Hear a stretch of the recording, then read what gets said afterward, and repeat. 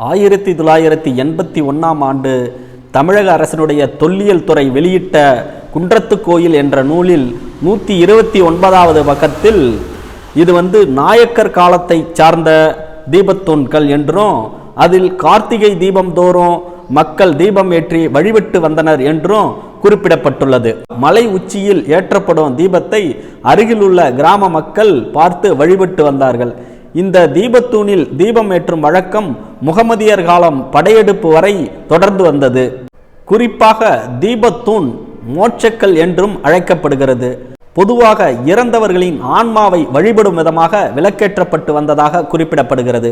2 நீதிபதிகள் அடங்கிய இந்த மேல்முறையீட்டு வழக்கில் அரசு தரப்பு, குறிப்பாக கலெக்டர் தரப்பு வழக்கறிஞர் இது தீபத்தூண் அல்ல, இது ஒரு கிரானைட் தூண் என்று வாதம் வைக்கிறார். அதுவே அறநிலைத்துறை வழக்கறிஞர் என்ன சொல்றாரு, இது தீபத்தூண் தான் என்று கூறுகிறார். அப்ப அரசு தரப்பே 2 வேறுபட்ட வாதங்களை முன்வைத்தது குறிப்பிடத்தக்கதாக இருக்கிறது. திருப்பரங்குன்றம் தீபத்தூணில் அந்த தூணினுடைய உச்சியில் 2 முனைகளிலும் செதுக்கப்பட்ட கிண்ணம் போன்ற ஒரு வடிவம் காணப்படுகிறது. இந்த ஆதாரங்கள் மட்டுமே பிரிட்டிஷ் காலத்தில் அவர்களால் விட்டு செல்லப்பட்ட நில அளவைக்கல் என்று சில நபர்களால் செய்யப்படும் திட்டமிட்ட பிரச்சாரத்தை முறியடிக்கிறது. கோவிலுக்கு சொந்தமான மலை உச்சியில் கோயில் தரப்பில் ஆண்டின் ஒரு நாளில் மட்டும் தீபம் ஏற்ற அனுமதித்தால் பொது அமைதிக்கு பங்கம் ஏற்படும் என்று கூறுவது வலிமையான அரசுக்கு அபத்தமானது என்று குறிப்பிட்ட நீதிபதிகள், இந்த குழப்பம் அரசு தூண்டிவிட்டால் மட்டுமே நிகழக்கூடியது.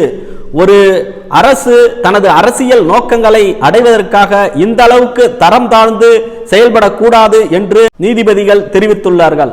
ஒளி என்பது சிவபெருமானின் உருவம் என்று திருமூலர் கூறியுள்ளார்கள். மலை உச்சியில் தீபம் ஏற்றினால் பொது அமைதிக்கு குந்தகம் ஏற்படும் என்று மாவட்ட நிர்வாகம் கூறியது அவர்கள் வசதிக்காக அவர்களே உருவாக்கிய கற்பனை பூதம் என்று குறிப்பிட்ட நீதிபதிகள், ஒரு சமூகத்தை மற்றொரு சமூகத்துக்கு எதிராக சந்தேகம் கொள்ள வைக்கவே இதுபோன்ற அரசு செயல்படுகிறது என்று தெரிவித்துள்ளார்கள். கூட்டத்தால் அமைதிக்கு குந்தகம் ஏற்படும், கூட்ட நெரிசல் ஏற்படும், மத நல்லிணக்கமின்மை ஏற்படும் என்று அவர்கள் சித்தரிப்பது சட்ட ஒழுங்கை பராமரிப்பதில் அவர்களின் இயலாமையை வெளிக்காட்டுவதாக இருக்கிறது என்று குறிப்பிட்டுள்ளார்கள். 2 சமூகங்களுக்கு இடையே மத நல்லிணக்கத்தை ஏற்படுத்துவதில் தமிழக அரசுக்கு தயக்கம் இருக்கிறது என்று சுட்டிக்காட்டிய நீதிபதிகள், திருப்பரங்குன்றம் மலை உச்சியில் தீபத்தூணில் வரும் கார்த்திகை மாதம் தீபம் ஏற்றப்பட வேண்டும் என்றும் இது தொல்லியல் சட்டங்களின்படி பாதுகாக்கப்பட்ட பகுதியாக அறிவிக்கப்படுகிறது என்றும் தீர்ப்பளித்த நீதிபதிகள் தனி நீதிபதி பிறப்பித்த உத்தரவை உறுதி செய்து 2 நீதிபதிகள் உத்தரவு பிறப்பித்து அதோடு திமுக அரசிற்கு சவுக்கு அடியும் சமுட்டி அடியும் இந்த தீர்ப்பின் மூலம் வெளிப்படுத்தி இருக்கிறது குறிப்பிடத்தக்கதாக இருக்கிறது.